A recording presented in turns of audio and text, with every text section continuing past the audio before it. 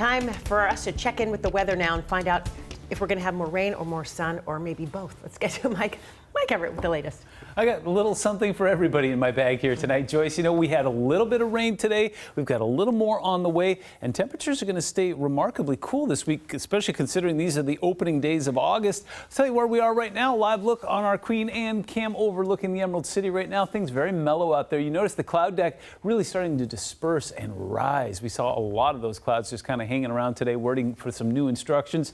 They are coming from the west. We got a frontal boundary moving through. So as far as the firefighting effort itself goes, I'm not crazy about 0% containment, but as long as we've got light onshore winds, we're keeping the atmosphere nice and humidity filled. I lost my adjectives there for a second. The good news is even as that cold front moves through, it looks like it's not going to really whip up a whole lot of wind, and I'm loving this as well. So take a look at this. This is current relative humidity, 84% in Bellingham, 94% in Mount Vernon. That's a clear indication that these areas where they are fighting those fires are not dry. There is lots of humidity in the air. Obviously out near the coast there is happening there, and then even off towards the east where we saw some strong storms today, 73% humidity in Wenatchee this time of night, this time of year is remarkable. So as far as accumulated rainfall goes, it wasn't a whole lot. It looks like our big winner was Bremerton with 5/100ths of an inch. Seattle, respectable 4/100ths, along with Renton as well. Along the coast, we picked up just a little bit here and there. The big story was off towards the east. Moses Lake picked up 3/4 of an inch in a 24-hour period,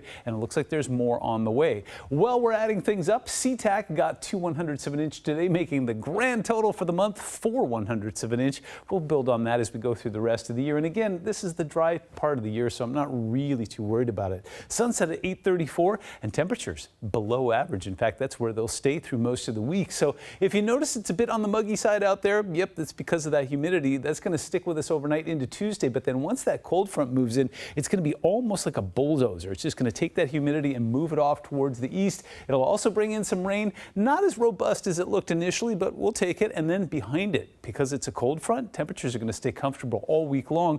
Long-term models are indicating that we could see a warm up next week, but we'll get there when we get there. As it stands right now, nothing going on. You'll see that frontal boundary move through here over the next 24 hours. And again, latest model runs kind of have it breaking apart upon impact, so it doesn't look like it's going to be a major rainmaker for us, but we'll take it. Take a look at this. Numbers through the rest of the week will stay below average. 73 on Wednesday and Thursday. We get back to warm again on Sunday, and then we'll watch next week and see if it gets close to 90 or closer to 80.